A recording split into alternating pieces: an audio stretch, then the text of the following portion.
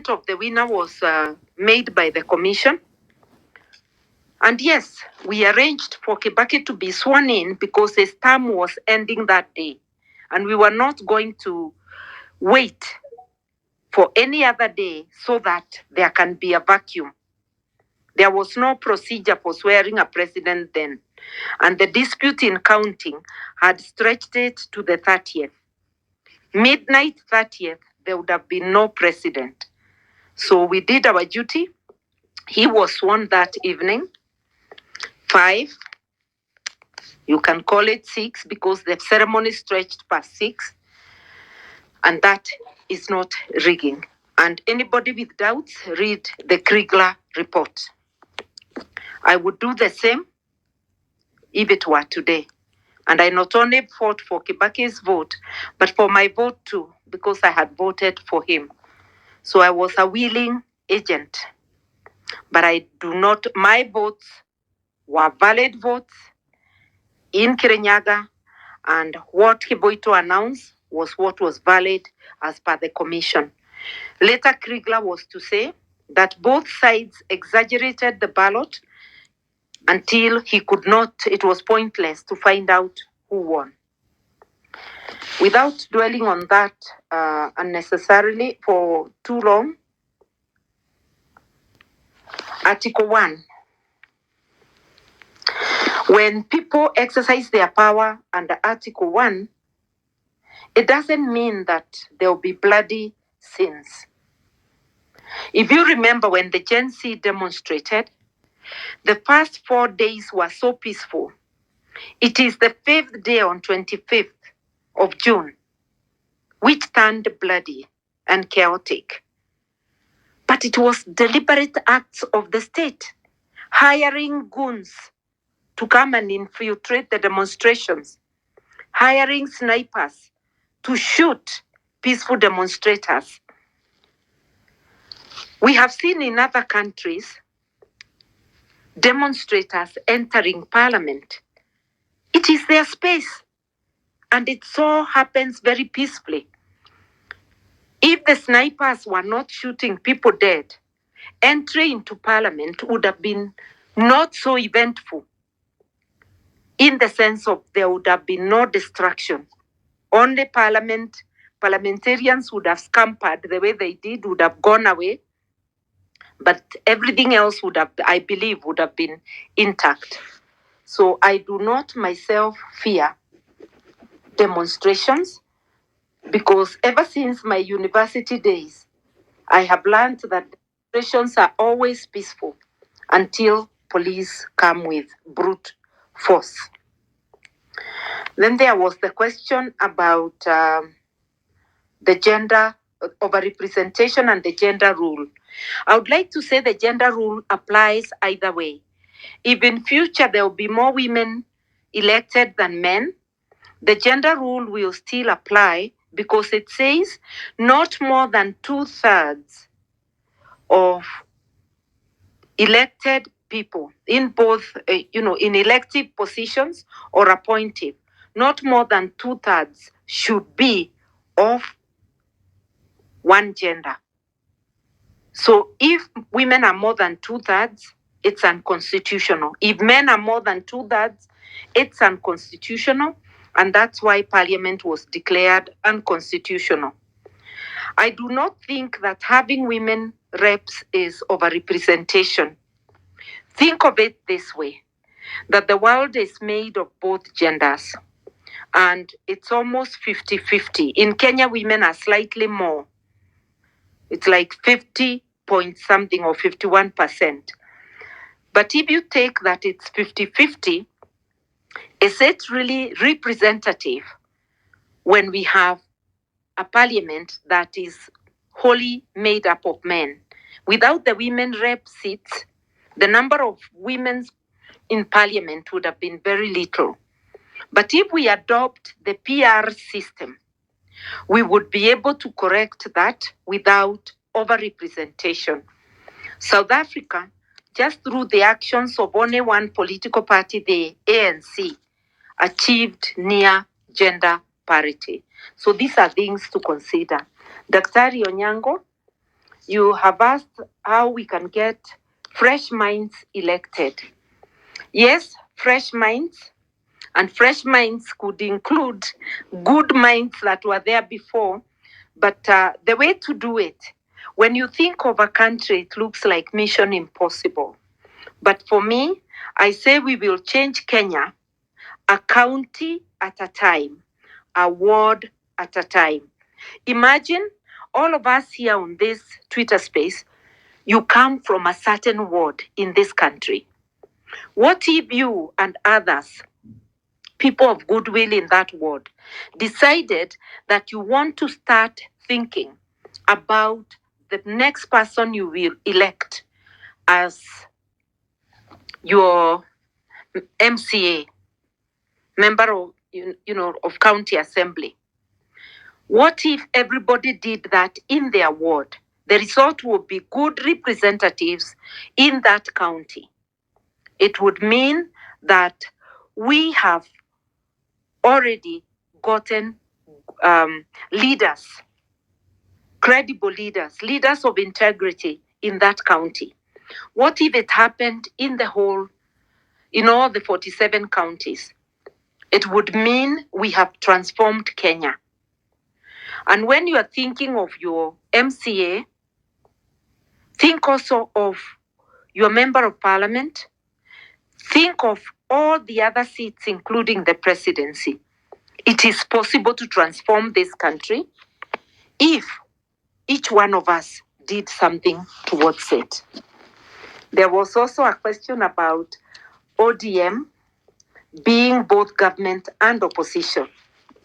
A very untidy situation, and it's the same thing that happened during the Uhuru second term, when ODM was a very close friend, when the two handshake brothers, Raila and Uhuru, became cozy. It meant that the oversight literally died. So it is an untidy situation, and it is up to the parties represented in parliament. Now Kenya doesn't have members of parliament. We are only at the county assemblies. Those who have members in parliament, it is up to them now to fashion themselves as the opposition. But outside of parliament, nothing stops all of us from standing in the gap and being the opposition. Even last time, now Kenya didn't have members of parliament, but we were able to be a loud opposition voice, even in opposition to BBI. So we have to stand in the gap and do what we have to do. Now Kenya has already moved out of, given notice to move out of Azimio for the simple reason that instead of taking time to argue with each other, who should head this, who should head that, it is better to withdraw if the partners who have gone into government have not withdrawn willingly.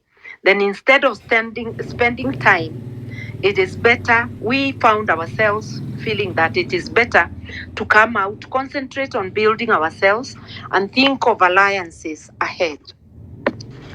Unifying the movement, it's a good thing. And what can unify the movement more is focus on issues. And I believe where the Gen Z movement has reached, it has been unified, not by leadership, but by issues. We want accountability. We want transparency. We do not want wasteful spending. Issues, issue-based. And I think because we are at a very critical stage, I would suggest that we first unite around issues and values. And then finally, we will be able to even unite in seeking leadership. Henry, taxation on water. I would agree with you that water is life, and therefore it is the duty of the state to ensure that everybody gets water. But for bottled water for commercial purposes, there ought to be some form of taxation, and you've already provided the answer: tax the plastic, not the water. I would agree with you, and that's something that should be debated and listened to. But our representatives have been acting with impunity, and the courts, to some extent, have aided them, because one court held that members of parliament were obliged to listen to the people, but they didn't have to act on it. I believe that is a totally wrong decision. If the framers of the Constitution did not want the voice of the people to matter, there would be no public participation. We have to make our voices count. And I salute the Gen Z for making the voices of the people count. I also do agree with Henry that enabling MSMEs is one way of creating jobs. Because if one small or medium enterprise has 2 to 10 people, even just 2 to 3 people, those are very many jobs. It will result in millions of jobs created. I also do agree that we need to have a plan for ourselves as a nation and as Africans, a plan of where we want to go and how to utilize our resources. The West and others and East have a plan for us, a plan on how to exploit our minerals, how to exploit our resources, including carbon credits, for them to sustain their development, not to sustain us. Andrew Maubi asked about Article 37 and Article 1 and asked, who is to blame when violence is unleashed on the Gen Z? Is it the police or the regime? Quickly, I would say it's both, because each police officer must act individually within the law. The regime, because of deploying police to do that which is unlawful. And I gave the example of the day of the 25th of June, but also every day that there has been a demonstration, including yesterday, you can see the police using excessive force. There's nothing wrong with demonstrators being in the CBD. They are unarmed. Carrying coffins is not an offense. Blowing whistles is not an offense, or carrying your phone. So both the regime and the individual police officers deployed out there and their commanders are to blame, and they should be held to account. And I know that people are going to go to court to get those police officers to be held to account. It is up to us collectively to hold the regime to account. Ruto actually validated, he affirmed the police on the day they murdered the young people. He has affirmed them every day, and they continue sending them out. Therefore, he has owned the violence that has been visited on Kenyans. The Kenya National Commission on Human Rights says 60 people dead, 60 missing. It means at the end of the day, we may count upwards of 100 or even 200. We don't know how many more bodies are going to be in that quarry or anywhere else. This is something we should take very seriously. When someone's right to life is taken away, we all feel threatened because you don't know when it will be you or somebody close to you. It's a matter we must take very seriously as Kenyans. Maraga's advisory on dissolving parliament because it's unconstitutional. Uhuru failed to do it. That doesn't mean it is right. Ruto has the obligation to do it. And I believe there are people who have gone to court to try and enforce that. My exiting Azimio is not submission. If you understood Azimio, you would then understand more the exiting. You have just seen us acting as principals together. You wouldn't know what goes on or how it is structured. But Azimio's Secretary General is Junet Mohammed, ODM. Chairman of the board, Wycliffe Oparanya, ODM. Party leader, Raila Odinga, ODM. Overall chairman, Uhuru Kenyatta, Jubilee. Now, in that kind of situation, when Azimio leadership, top leadership, is ODM heavy, and we have been seeking to restructure and have not managed to restructure since the elections ended. And ODM has a leg in government. I do not think, and the neck of Kenya does not think, that we should take our time trying to reorganize something we have attempted to and have not succeeded in the last 2 years. We better concentrate, utilize time better, building our party. In any event, since the NADCO report of November last year, we have not participated much in Azimio matters because we rejected NADCO. Differences over that report and how we conducted the talks emerged, and therefore we have not been too much on the inside. So we think it is best to be out and to build the party. That does not mean that on matters where we agree, we would not stand with our opposition brothers and work together with them. Mock, political class, yes, we belong to the political class. And I have belonged to the political class since I was first elected in 1992. Before then, I was active as a citizen before 30, seeking for multi-party. I can give the milestones that I have participated in bringing at every stage. And I don't think I'm done. And I don't think that the political class can be wholly excluded. We are Kenyans, and we too are entitled to participate in matters that affect us. But the electorate, as voters, you can exclude those you feel need to be excluded. Not being part of the political class does not make everyone suitable under Chapter 6. There are people who are not the political class and who are not suitable. And if you just blanket say it's the political class you are barring, you will end up getting unsuitable people coming into the political class. I think it is best to have a lens that applies Chapter 6 and look at those of us who have been in. If we have been part of the problem, not the solution, get us out. That is the work of a voter, to decide whom to give their vote and whom to withdraw the vote from. And I would encourage those who would want to know more about me. There is an interview I gave recently, a life story, Cleaning the Airwaves, CTA. You will find more about me. And my book is also just about to come out, my biography. What else did I want to say? Power vacuum.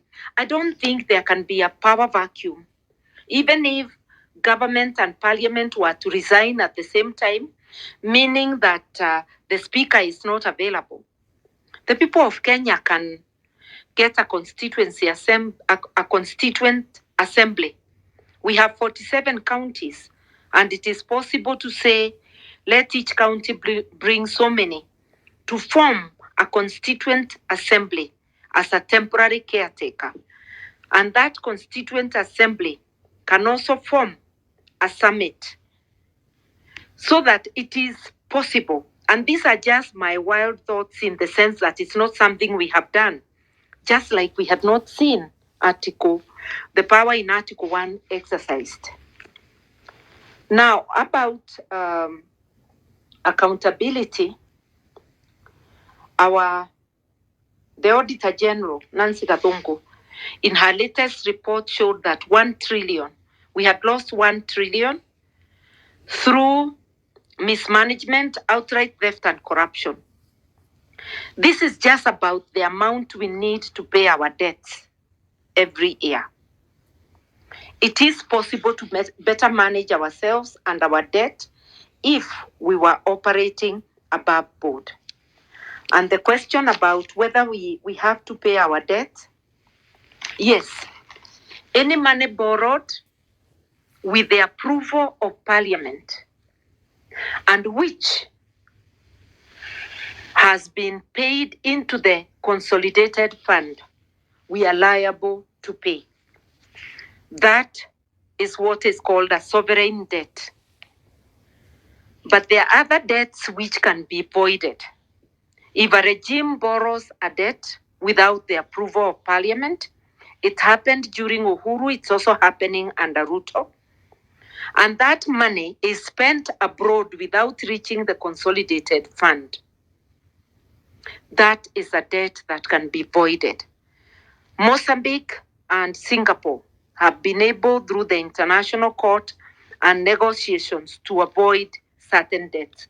So yes, it can be, but it takes quite some doing to get there. Degwanjiro, I agree with your comments.